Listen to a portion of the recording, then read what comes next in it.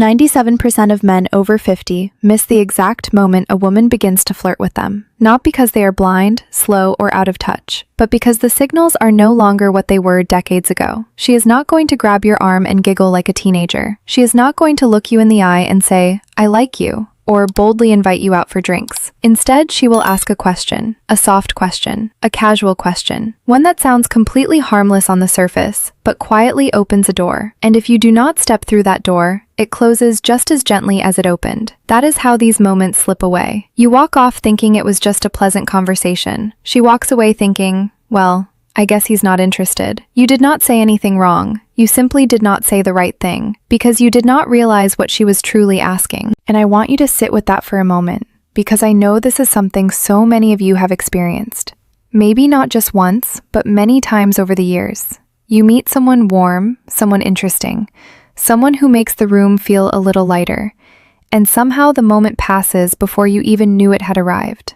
If that resonates with you, I want you to leave a comment below right now and tell me. Have you ever walked away from a conversation and later thought, wait, was she flirting with me? Because I hear this from men every single week, and you are absolutely not alone. Go ahead, drop it in the comments. This video is for you, and I genuinely want to hear your story. I'm Mary Smith, and welcome back to Senior Mindful Living, the channel where we explore the emotional, psychological, and deeply human side of life after 50, with warmth, honesty, and no judgment whatsoever. If you are new here, I am so glad you found us. Hit that subscribe button so you never miss a conversation, because what we talk about on this channel matters. It matters for your relationships, your confidence, and your sense of aliveness in this beautiful, complex chapter of life. Now, this video is about something that I find endlessly fascinating from a psychological standpoint and profoundly important from a human one. It is about the subtle, often invisible language of attraction that mature women use when they are genuinely interested in a man but are too careful, too self-aware, or too uncertain to say it directly. It is about the questions they ask. Not the obvious ones, not the loud ones, the quiet ones, the ones wrapped in everyday conversation that carry enormous emotional weight if you know how to hear them. Over the next 30 minutes or so, I am going to walk you through 8 of these questions. We are going to explore what each one truly means, why women ask them this way, what the psychology behind the behavior actually is, and, most importantly, how to respond in a way that keeps the connection alive. Not by being clever, not by using lines, but by being present, grounded, and genuinely yourself. Because here's the truth that most people do not say out loud. After 50, most men do not need to try harder. They just need to notice more. And once you do, you will start to see real interest where you once only saw politeness. You will feel warmth where you assumed there was just small talk. And you will recognize genuine adult attraction where you once believed you had simply become invisible. Let us start at the beginning with the very first question. It sounds innocent, playful even. But it is one of the biggest tests she will ever quietly place in front of you. How old are you, really? Pay attention to that word, really, because that tiny word changes everything. When a woman looks at you and asks, "How old are you, really?" she is not asking for a number. She already knows you are not 30. She is not running some kind of guessing game for entertainment. What she is actually doing is something far more interesting and far more psychologically layered than it appears. She is checking how comfortable you are in your own skin. Think about that. She wants to know whether you carry your age like a heavy burden you are embarrassed by, or like a quiet badge of honor you have earned. She wants to know if you are still fully alive inside your own life, or if you have quietly started to shrink, to apologize, to disappear. And everything about the way you answer, the tone, the posture, the energy, tells her what she needs to know in about 4 seconds flat. Research in social psychology consistently shows that confidence is one of the most powerful attractors across all age groups, and it becomes even more pronounced as people mature. A 2019 study published in the Journal of Personality and Social Psychology found that self-assuredness, the settled, undefensive sense of knowing who you are, is rated as one of the most attractive qualities in partners over 45, ranking above physical appearance, income, and even humor. Women in midlife and beyond are not looking for a man who has stayed young. They are looking for a man who has grown and who knows it. So when she asks, "How old are you really?" The men who miss this moment are the ones who respond with either deflection or self-deprecation. They turn it into a joke about falling apart, or they dodge the question with something like, old enough to know better, hoping a bit of wit will save them. And it might get a laugh, but inside, something shifts, because she was not looking for a punchline. She was looking for a man. I want to tell you about Rick. Rick was 64 years old, silver-haired, sharp sense of style, the kind of man who fills a room without trying. He told me about a conversation he had at a downtown jazz lounge one evening. He had been talking with a woman, maybe early 50s, elegant, clearly engaged in every word he was saying. The conversation had been easy, warm, electric in that quiet way good conversations sometimes are. And then she leaned in slightly and asked, "So, how old are you really?" Rick thought he was being clever. He winked and said, "Too old for you." She laughed. But Rick told me it was not the laugh he had been hoping for. It was polite, closed, and he said he felt the energy between them shift almost immediately, like a window had been opened and then gently shut again. Later that night, driving home, it hit him. He had not just dodged the question. He had dodged the moment. He had communicated, without meaning to, that he was not comfortable with who he was. And she had heard that message loud and clear. Here is what Rick could have said instead. Something like, old enough to know what matters and young enough to still enjoy the ride. Or even, with a slow, easy grin, you want my age or my attitude? Those answers do something entirely different. They signal presence, ease. A man who has made peace with his timeline and is not apologizing for a single day of it. The practical exercise I want to offer you here is this. Before your next social interaction, whether it is a dinner party, a community event, a coffee shop, anywhere, I want you to practice answering this question out loud, alone, in front of a mirror if you need to. Just say your age. Clearly, calmly, with a slight smile. Notice where the discomfort lives in your body, because it will be there, and then breathe through it. Because the goal is not to have a clever line ready. The goal is to genuinely become a man who is at peace with his years. That energy is not something you can fake, but it is absolutely something you can cultivate. Because if she is asking how old you really are, she is already thinking maybe, and your answer decides whether that door stays open. Now let us move to the second question, one that trips up even the most emotionally intelligent men. And this one can arrive completely out of nowhere. Why aren't you married? At first pass, this can feel personal, almost accusatory. Some men tense up when they hear it, as if they are suddenly in a courtroom defending themselves. But I want you to reframe it completely, because when a woman asks this with a soft tone and genuine curiosity in her eyes, it is not an interrogation. It is interest wearing the clothes of caution. She is not digging through your past just to collect stories. She is asking something much more vulnerable than the words themselves reveal. She is asking, are you emotionally available right now? Is there room in your life for someone like me? Have you done enough of the work on yourself that you could actually show up for a real connection? Those are brave questions to wonder about someone. And she is asking them the only way she safely can, sideways, through what sounds like small talk. This is where so many good men stumble. Some launch into their entire romantic history the moment this question lands. The divorce, the heartbreak, the years of rebuilding, like they are giving testimony. Others deflect with bitterness, brushing it off with something like, marriage? Tried it once, never again. And both of those responses do exactly the same thing. They quietly close the window she just opened. Not because your history is disqualifying. It absolutely is not. But because neither answer sounds like a man who is at peace. And peace, at this stage of life, is irresistible. She is not listening for your story. She is listening to how you carry it. There is a profound difference. Are you still dragging the past behind you like luggage you never unpacked? Or have you set it down somewhere, made sense of it, and arrived here, in this moment, in this conversation, with open hands? A better response is simple, steady, and honest, without being heavy. Something like, life kept me busy for a long time, but I have space now for something real. Or, I just haven't met the right woman yet, maybe until now.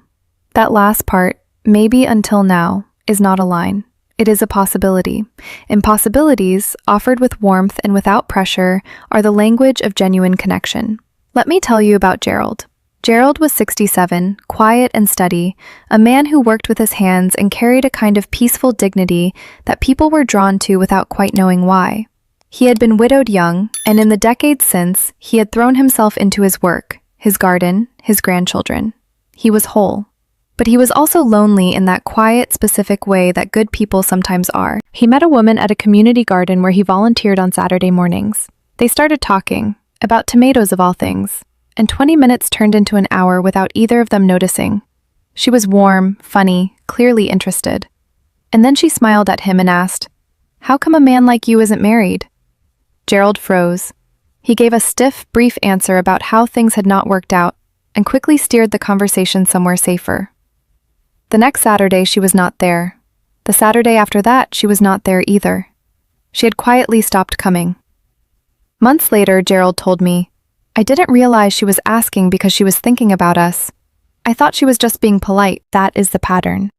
These moments do not announce themselves with fanfare.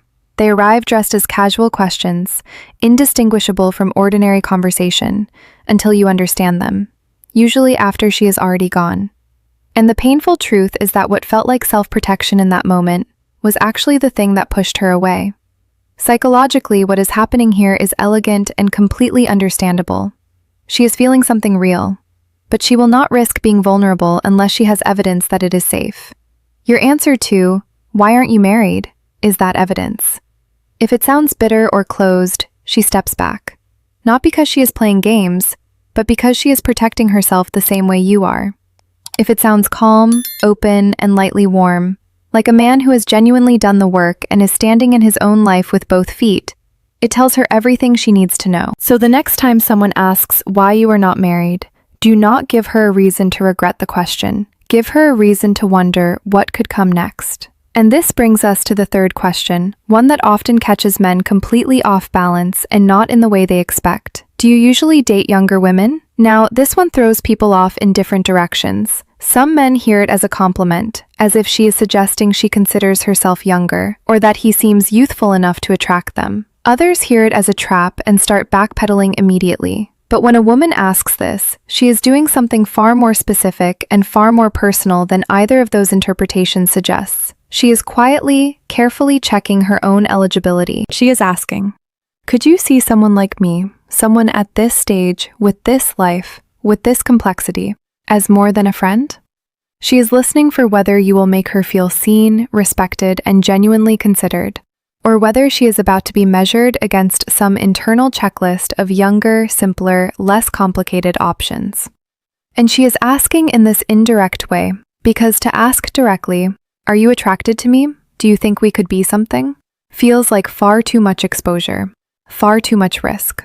So she wraps it in a seemingly casual question about your general preferences.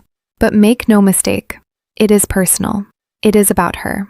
And she is listening to your answer with every part of her. Here is where men characteristically go wrong in two completely opposite directions. Some puff up and start talking about their history with younger women as if they are establishing credentials, as if they are saying, "See, I am still desirable." But what she hears is someone who is not really present with her, who is more interested in his own image than in the actual human being standing in front of him. Others swing the opposite direction and shut it down entirely. "Oh, I'm way too old for you," cutting off the possibility before she even finishes her thought, and leaving her feeling dismissed and a little embarrassed for having asked. Both responses miss the point, because what she is actually asking, underneath the words, is simply, "Do I have a chance?" And the answer that works is the one that brings the focus back to connection, not categories. Something like, "I don't date by age, I date by energy, and by how we connect." Or, "What matters to me is how a woman makes me feel, not when she was born." Simple, clear, and it puts the emphasis exactly where it belongs. On what is happening between the two of you, right now, in this moment. I want to tell you about Marcus. Marcus was 59, well-dressed, quick with a laugh, the kind of man who made strangers feel like old friends within about 10 minutes of meeting him. He met a woman at his favorite independent bookstore on a quiet Tuesday afternoon. She was in her mid-40s, bright-eyed, and asked him for a recommendation. They talked about books for a while, then found themselves at a small cafe around the corner without either of them quite planning it. The conversation was easy and genuine. And then she leaned back in her chair, looked at him in that measuring, curious way that means someone is actually thinking, and asked, "Do you usually date younger women?" Marcus paused, not nervously but thoughtfully. And then he smiled and said, "I like women who bring good energy. Younger or older doesn't factor into it much for me. What matters is whether we actually click." She smiled back. Not the polite smile of a woman being managed, the real one, the one that reaches the eyes. That conversation led to dinner. Dinner led to something more. That is the power of presence. Of not fumbling when the question is not really about what it sounds like. Because when she asks this, she is often asking for permission. Permission to explore the possibility without putting herself too far out on a limb, without risking the humiliation of being turned down. She wants to know you will meet her halfway, that you will not make her feel foolish for wondering. And when you answer with warmth and clarity and just enough invitation, you give her exactly that. Now I want to pause here for a moment because I think this is a good time to ask you something directly. If you have been watching this and nodding along, if something in this conversation is landing for you, I want you to share this video with someone who needs to hear it. Maybe a brother, a friend, someone in your life who is navigating the dating world at this stage and feeling a little lost. Because these insights can genuinely change how someone experiences the second half of their life. And that matters. Hit that share button and pass it along. The fourth question is subtler than the others, and it is one that most men answer too literally, which is exactly where the trouble starts. What kind of woman do you usually go for? On the surface, this seems like simple curiosity, just getting to know you, casual conversation. But when a woman asks this, she is doing something very specific. She is comparing. She is quietly, internally checking to see whether she fits the picture you carry in your mind. She is asking, am I the kind of woman you would actually choose? And this is not insecurity, though it might look like it from the outside. This is self-awareness. This is a woman who has lived enough life to know that not every connection is meant to be pursued, and who is trying to figure out, gently and without too much exposure, whether it is worth leaning in.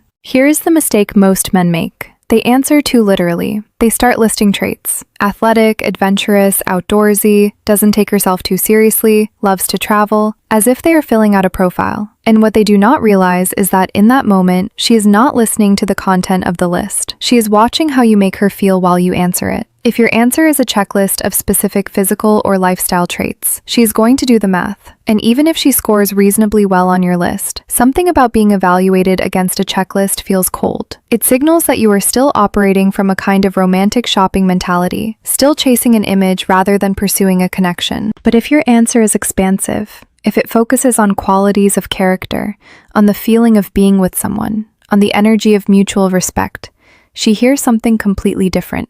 She hears a man who has grown, a man who has moved past the idea of a type and into the understanding that the best connections are the ones that surprise you. The research on this is fascinating. Studies in relationship psychology have found that people over 50 who are most satisfied in their relationships consistently report that their partners were not at all what they thought they were looking for. They use language like, "I didn't expect it," and "she was completely different from anyone I dated before." And they said it with a kind of gratitude, as if life had known better than they did. So when she asks what kind of woman you go for, consider an answer like, "Honestly, the older I get, the less I know how to answer that, because the women who have really mattered to me have all surprised me. I care more about how someone makes me feel than about what they look like on paper." That answer is honest, it is open, and it quietly tells her that she does not need to be a certain type to have a chance. She just needs to be herself. Let us move to the fifth question, and this one is particularly tender. When a woman asks this, she is doing something quietly courageous.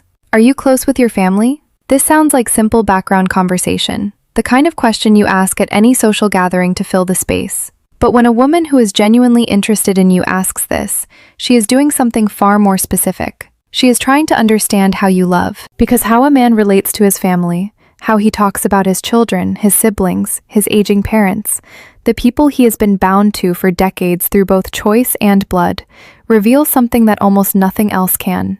It reveals his emotional capacity, his willingness to stay, his ability to repair, his tolerance for the beautiful mess of real human relationships. She is not asking to judge your family history. She is asking to understand your emotional architecture. Men who answer this well do not perform closeness they do not have. They do not exaggerate warmth to seem more appealing.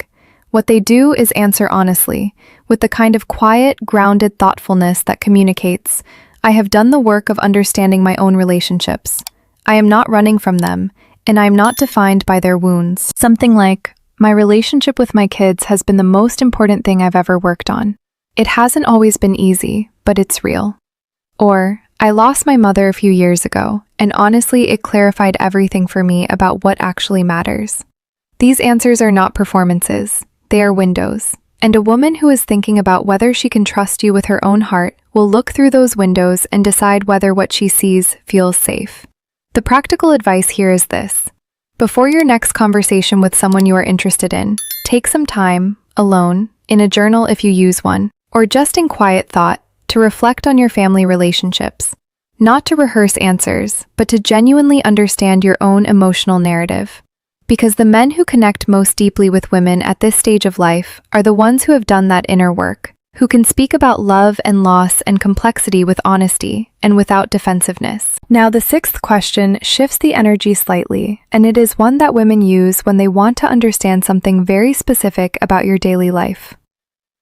What do you do with your free time? Again, sounds casual, sounds like small talk. It is not. When a woman who is considering whether a future with you might be possible asks this question, she is doing a very quiet, very practical kind of imagining. She is trying to picture whether there is space for her in your life. Whether your days are so full of habit and routine and existing commitments that there is simply no room. Or whether your life has that rare and wonderful quality of openness, a sense that new things, new people, new experiences are still genuinely welcome. Research on adult attachment and relationship formation consistently shows that one of the biggest barriers to new relationships in midlife is not lack of interest, it is lack of perceived availability. People assume others are set in their ways or already complete, and stop looking for signs of openness. When she asks what you do with your free time, she is looking for those signs. The men who answer this well talk about their lives with genuine enthusiasm, not because they are performing vitality, but because they have actually built lives worth talking about. They say things like, I've been getting back into cooking lately, which I hadn't done in years. It's been unexpectedly meditative. Or, I've started taking long walks in the evening. I'd forgotten how much I like just being outside without a destination. These answers communicate something deeply attractive, that you are someone who is still curious about your own life, who is still discovering things, who is not simply waiting for time to pass. If your answer to this question is genuinely thin, if you realize, in the moment of answering, that your days have gotten smaller than you intended, then take that as information, not as judgment, but as a gentle invitation from the universe to expand. Because a life that is interesting to you will be interesting to someone else. That is just how it works. Let us come to the seventh question, which is perhaps the most quietly intimate of all. Do you still travel or go on adventures? When a woman asks this, especially with the kind of wistful light in her eyes, she is not just making conversation about geography. She is asking whether your spirit is still moving, whether you are still someone who says yes to things, whether life, despite everything it has taken from you and everything it has surprised you with, still feels like something to engage with actively, rather than simply endure. This is deeply connected to what psychologists call approach orientation, the tendency to move toward new experiences rather than away from them. Research shows that approach-oriented individuals consistently report higher life satisfaction, stronger relationship quality, and greater emotional resilience. And women who have lived full lives, who have raised children, built careers, navigated loss, and arrived at this stage still standing, are extraordinarily good at sensing whether a man is oriented toward life or quietly retreating from it. When she asks about travel and adventure, she is asking, are you still someone I could have a future with? Are you still growing? The best answers here are honest and specific, not about expensive trips or impressive destinations, but about the spirit of curiosity. I haven't gone far lately, but I've been exploring my own city like a tourist, finding corners I've never been to in 40 years of living here. It's been wonderful. Or, I've been wanting to go back to the coast. I keep telling myself next year, but maybe it's time to actually book it. That last one, maybe it's time, is an invitation in itself, and she will hear it. And now we arrive at the eighth and final question. And I have saved this one for last because it is the subtlest, the rarest, and arguably the most significant.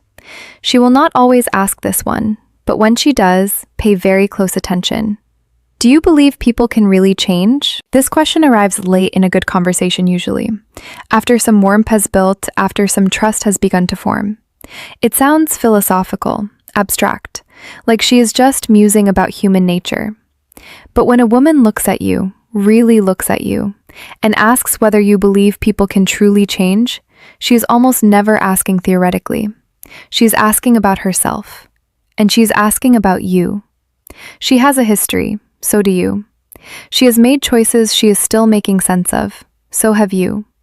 She has been hurt, has hurt others, has evolved in ways both deliberate and unexpected.